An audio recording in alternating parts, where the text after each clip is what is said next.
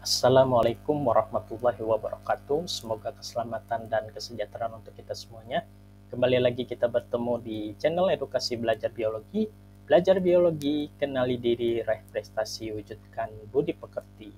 Pada video kali ini kita akan membahas tentang komponen darah, golongan darah, dan proses transfusi darah. Bagaimana materinya? Yuk kita mulai belajar. Darah terdiri dari dua komponen utama, yakni plasma darah dan sel-sel darah.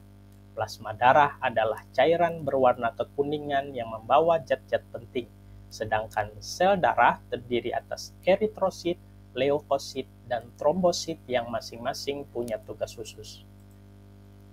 Adapun fungsinya, plasma darah itu berfungsi mengangkut nutrisi dan hormon.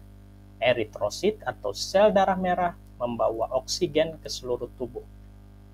Leukosit atau sel darah putih berperan melawan infeksi, sementara trombosit berfungsi dalam proses pembekuan darah saat terjadi luka. Adapun respon yang diberikan, pertama adalah pecahnya trombosit yang mampu menghasilkan trombokinase.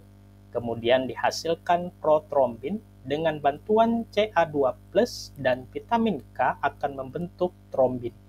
Kemudian dibentuk fibrinogen yang akan menjadi benang-benang fibrin dan menutup luka.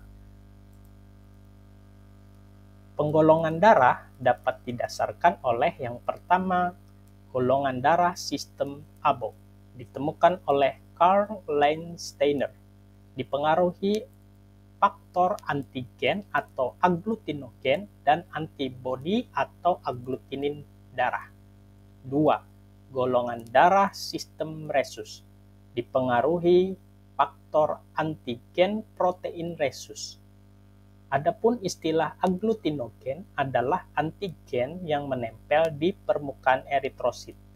Agglutinin adalah antibodi yang terdapat pada plasma darah yang akan bereaksi dengan agglutinogen yang berbeda dari agglutinogen yang terdapat pada darah.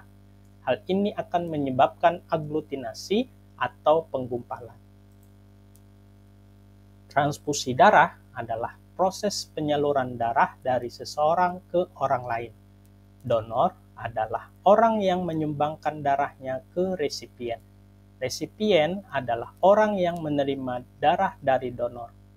Transfusi darah dapat dilakukan dengan lancar apabila golongan darah cocok.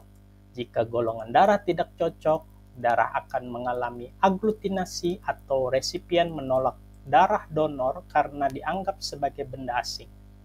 Adapun istilah donor universal adalah golongan darah O, karena dapat memberikan darahnya ke seluruh golongan darah. Kemudian, resipien universal adalah golongan darah AB karena dapat menerima darah dari seluruh golongan darah.